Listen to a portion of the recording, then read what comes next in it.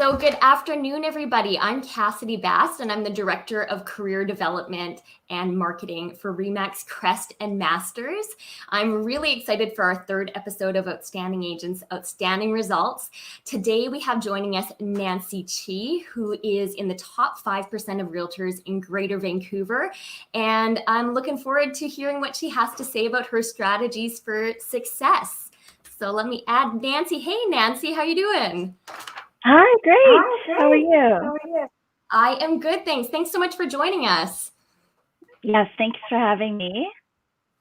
So just to get started, why don't you tell us a little bit about yourself, how you got started, and I'd love to hear about some of your milestones for you as you progress through your career to where you're at today. Great. Thank you, Cassidy. So I came from the hospitality industry right after I got my degree. I felt like there was a little bit more for me, and I looked into the real estate program at UBC. I signed up for the course and mainly just for knowledge. And after passing the test, I was looking at some real estate assistant positions online and went for an interview. And the realtor that interviewed me asked why I wanted to be an assistant. And I told her, well, I just passed my test and wanted to see what this is all about. And she was shocked and asked why I didn't just get my license. So while I didn't know that we could be a realtor just like that, I thought we needed more experience and go through the whole shebang. Here I am. I listened to her and I got my license and started in real estate part-time for a few years and went into full-time in 2016. That's awesome. Well, good for you. You've obviously accomplished so much in especially your last few years as a full-time agent. That's great. What does your typical day look like? And I'm curious if you have a routine that you feel sets you up for your success every day. To be honest, there isn't really a typical day. I try to get most of what I need to get done for myself in the morning. Because our day gets really busy with showings and meetings, and our phone just starts ringing off the hook. So the first thing that I do is I take my dog Oliver out in the morning. I make breakfast, work out for about an hour or so, meditate for a little bit, and then get ready for work. And once I get in front of my computer, I'm looking at the numbers for the day. So reviewing any new listings, any for the sellers that I'm representing, and any new listings for the buyers that are looking in the area. And then the rest of the day is mostly just doing follow-ups and looking for off-market properties for my clients too. Right. And in terms of generating leads and building up your business, tell me what that looks like in your business now, and what have you done, even in the past that has worked really well, that has led you to your success today? Yes, Cassidy. There isn't really one thing. I remember when I first started in real estate, one thing that stood out for me is having different lead sources, or else our pipeline gets dry. So at the beginning of my career, it was all sweat equity. I was doing open houses, door knocking, cold calling, calling expired listings. So you name it, I've done it all. So it all comes down to really just talking to as many people as we can. And it doesn't matter where they're from or how I've met them. I think everyone in Vancouver loves to talk about real estate. So it's just an easy starting point. Yeah, having those conversations, it's definitely a career where it's a numbers game. The more people you talk to and have those conversations with, that translates into more deals being done. That's great. Are you still doing a lot of any lead generation right now, or is it mostly past clients and referral business at this stage? What does that look like? Right now, it's just because I've been in the business for a couple of years now, so I do have some money that I can spend towards marketing. So I am doing a little bit of online leads and the bus ads, and mostly just people that I've met in the past. So over time, we've accumulated people that we've talked to. So it's just doing the follow-ups with everybody that we know now. That's right. And last week I had Brandon G. Moore on, and he was all about follow up, really consistently following up and staying in touch. And he was just saying sometimes it's like 15, 20 times I'm, sending texts and leaving voicemails. A lot of those times, like, you never even hear back, but you don't stop until until you either get that thumbs up or that other finger, as some have. So would you say that that's a similar experience for you when it comes to following up with people? Absolutely. I remember when I first started, I would be listening to a lot of podcasts and with business coaches also. And one of the things that they were saying is we have to keep following up until they tell us to stop. Yeah. There's no reason why we should stop. Yeah. So, and oftentimes when I've closed a few deals and some other agents ask me, oh, how did you meet them? Or when did I meet them? And sometimes it's 2 or 3 years earlier, really. And it's just constantly following up and sending them market updates. And oftentimes they're just having a research phase in the beginning. Yeah. So it takes them a few years before making a final decision. Yeah, it's the long game, right? It's more of a marathon than a sprint, this business, isn't it? Yes, exactly. And so you must have some good systems in place to handle the business that you're doing and to be able to leverage your time and everything. What systems do you have in place that you feel contribute most to your success? Having a good CRM is key for me. It keeps me organized. So for me, I'm a person that needs to write everything down, and I need to put everything in my calendar. Everyone that I talk to, I put them in there, and it reminds me of when I spoke to them last, where I met them, and when they might be making a move, and when I should follow up with them next. So when our goal is to talk to as many people as possible, it could be 10 to 20 people a day, or 300, 400 people in a month. So it's hard to keep track of everyone, and having a good CRM that can do lead follow-ups can save us a lot of time. That's right. Do you do like a drip campaign or anything like that helps with that follow-up? I have about 5 different drip campaigns. So people that are absolutely cold leads, that I maybe spoke to them once. I have ones that are thinking about they can move in about 3 to 6 months. So I have a drip campaign that will initiate that automatically. Oh, and that's really great that you've got, Yeah, because like after a year or after 3 months that they say that they'll be ready for, sometimes there's just so much going on that I forget. So once I put them in a drip campaign, it automatically sends them a text message and it automatically emails them to do the follow-up. And so the CRM system that you're using, is that doing the text message follow-up as well? Yes. For you, or do you have to manually? Yeah. Okay. So that's all part and parcel. Which CRM program are you using? Lion Desk.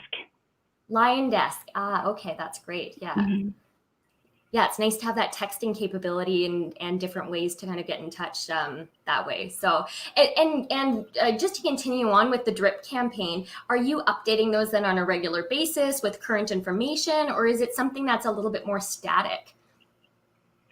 Yes, I look at it about every 6 to 12 months, depending on when I have the time to do so. They're not drip campaigns from the system, so every message and every email that I've created personally. Yeah, I think that's important to have your voice coming through and your personality and your style, and customize these sorts of things goes a long way. Mm-hmm. Yeah. Yeah, excellent. Let's dive into marketing here. You've got actually some beautiful marketing. I just seen on Instagram this morning that you had a beautiful publication in Haven Homes and Lifestyles. And tell me a little bit more about what marketing looks like for you. You've also got a beautiful website. All of our viewers, you should go check it out. What does the rest of your marketing look like? What do you have to share with regards to marketing? Mm-hmm. For marketing, it's all trial and error. I've done so many things in the past to test what didn't for me. And currently, I would have to say that it's definitely my bus ad. It's a constant reminder for my sphere and people in Vancouver that I am in real estate and that I'm here to help them. Cassidy? There for a bit. Your voice has been coming through, but your video has been freezing a little bit. Oh, okay. All right, I see you now. Oh, good. We can just work through that. Yeah. Mm-hmm. So you've got your bus ads. So that's, how long have you been doing those for, and how many do you have? About 2 years. And I have ones that are on the side, so for pedestrians, and ones for the back. Yeah. So I think about the combination, I think about 6 buses right now. Mm-hmm. Great. And anything else that you're doing for marketing on a regular basis? Do you do any flyers? Are you, when there were events, you were probably maybe doing some hosting, anything like that, or? For flyers, I send out postcards for all the listings that I have in the beginning, and also when it gets sold. So that's one thing, to let all the neighbors know that there's a house for sale, and if they have anyone that would like to move into the neighborhood. And then when it gets sold, it's really powerful marketing for me to let the neighbors know that the house is sold, and we're here to help them too. And the other marketing that I'm doing is also online leads. Mm-hmm. So it goes to, it's Google pay-per-click, and they get filtered through my website, and they sign up for listing information. Oh, that's great. So you've got a certain target or niche that you're kind of focusing on, and it comes through that way. Yes, exactly. Yeah, that's great. And do you have a geographic farm? Do you focus on any certain areas? I was doing real estate. What is it? I was doing the flyers a couple years ago, but I stopped last year. I was getting calls for it for market evaluations, but I didn't feel like that it worked for me at that time. But I'm definitely looking into getting back into it and doing a geographic farm in the near future. That's great. Yeah. And again, that's something that you've got to do it over a period of time to see the results. So there's a bit of a commitment there with that for sure. Mm-hmm. Yeah, it's a long game for that one too. Yeah. What are you currently working right now on your business to improve? There's a never-ending list, but I would say more consistency in follow-up. Mm-hmm. And one personal improvement that I would like to do is to try to wake up a bit earlier so I can get more of the things I need to get done early in the morning, and learn how to delegate better. Because we can't do everything on our own, so building the systems for us to do so is important. Absolutely. And when you mention consistency and follow-up, do you have a benchmark in mind that you'd like to hit, or something that you'd like to be doing every day? What would really good consistency and follow-up look like for you? Just making sure my to-do list and follow-up list is clear. Oftentimes we get bombarded with phone calls and showings, and we forget to do the follow-up. So just making sure to get on to at least 5 to 10 people a day, and just doing the things that we promised that we would do for them. That's great. And I think that 5 to 10 number is a good kind of number that we see in the industry as well. So wonderful. So just a couple more questions here. One, I wanted to ask you about the impact that the ReMax brand has had on your business. You've been with ReMax now for a couple of years, I guess it is. Is that right? Yep. I think about 3 years now. It's a tremendous impact, and thank you, Cassie, for the introduction to begin with, and being so helpful in the beginning and making the transition so smooth. I think while we're running a business, it gets really overwhelming with the things that we need to do. So having you in the beginning was so helpful. And with the ReMax name, because it is an international brand, and everyone knows what industry ReMax is in. So there's also a really good reputation. Especially living in Vancouver, a lot of people are moving from out of town. So being with ReMax gives them an automatic trust. So like even with introduction, I just have to say, hey, it's Nancy Chi with ReMax, and there's no need for further explanation as to who I am and what I do. Yeah, that's really helpful. Trust is like one of the most important things when someone's choosing an agent. So the brand definitely can help leverage you in that way. That's great, Nancy. Well, very glad to have you with us. And to just wrap things up with one final question, what would you say would be the biggest factor that has helped you achieve your level of success? It would be to have a good mindset and knowing my numbers.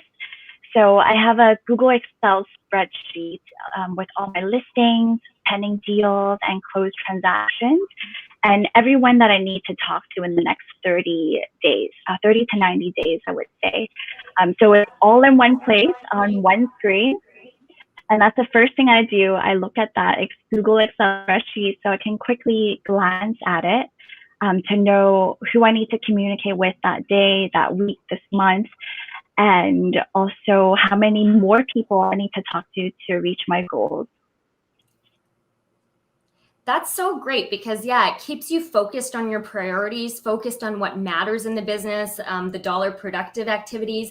And I've always loved that saying, what you measure gets improved. So that measurement element, it really kind of helps to dial you in. So that's great to hear that you're doing that. And I think really good advice for everyone that's watching. Well, you have shared a wealth of information with us today, Nancy. Thank you so much for joining us. Wanted to share with our viewers that next week, next Thursday at 11 a.m., we will be having Wayne Ryan join us. Wayne is the managing broker for our 16th and McDonald location. He has been 15 years in the Medallion Club and has sold over 1,000 homes. So he hasn't sold recently because he's been focused on managing, but he has a lot of insight to share. Wayne teaches our CMA class and our negotiation class. He's certainly an expert in those fields, so that we're going to be getting a lot of great information from him on that. So I hope that you all tune in. Thanks again, Nancy, and I look forward to chatting with you soon. Thank you, Cassidy. Bye. Bye.